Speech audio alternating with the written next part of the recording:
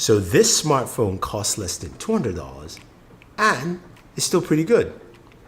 Let's find out.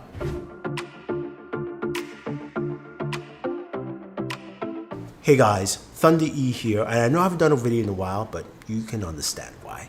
I'm back here with a new device that I think you will love because it really cuts down to the core, especially of what's going on today. Now, this device retails for starting around $180, and of course it goes up in price depending on what variant you're getting, because it comes with either 6 gigs of RAM or 8 gigabytes of RAM. Now this Redmi Note 9 Pro Max is quite interesting for its price point. It looks more expensive, first of all. It looks like something that you would pay more money for.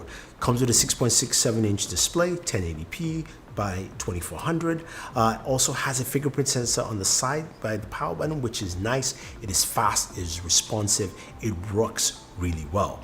Now, under the hood there, you've got a Snapdragon 720 processor. It's a little older processor, but still a good processor.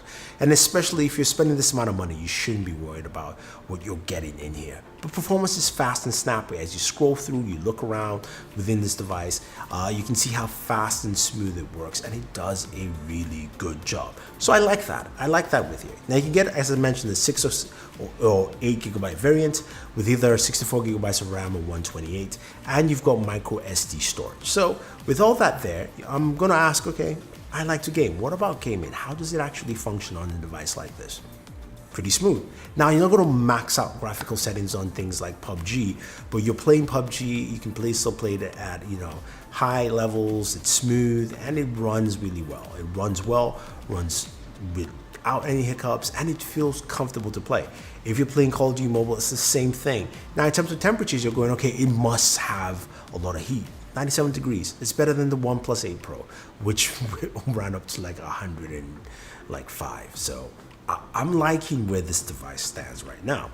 Now, when it comes to audio, some good audio. It also has a headphone jack as well, so that's actually not bad. And you've got a bottom firing speaker as well.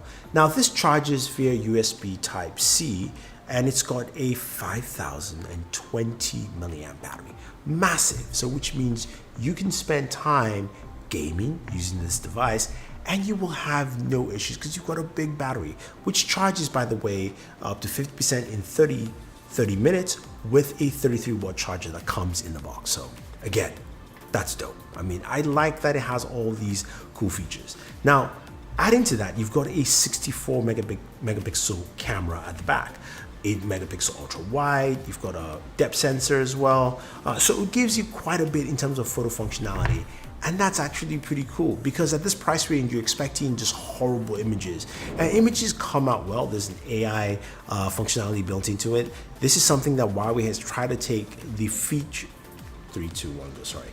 This is something that Xiaomi has tried to take its features from its high-end phones down all the way into the Redmi line here. So that's actually pretty cool.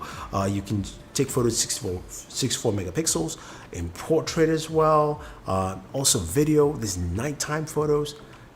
It goes on. And as you can see, they're good. Again, less than $200. So that to me is actually quite key.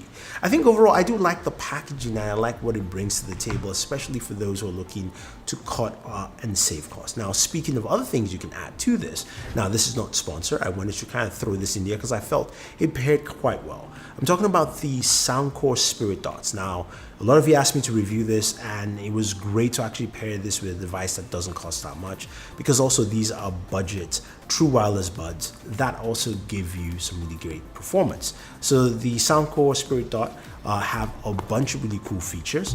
First of all, it's a charging case, uses comes with USB Type-C. It's got a lot of bass in there as well, so giving you some nice sound. Overall, the audio quality has been really good. It's a bit bassy, but I like it. You're paying about 79 bucks for this. I think it might be even slightly less, but check the prices in the description. And it gives you a lot of really good sound. Again, they are sweat resistant, so of course you allow you to work out. They fit pretty well in your ears. IPX7 rating. Now you've got an hour charge. You've got an hour use with 10-minute charge, so that functionality is built in there.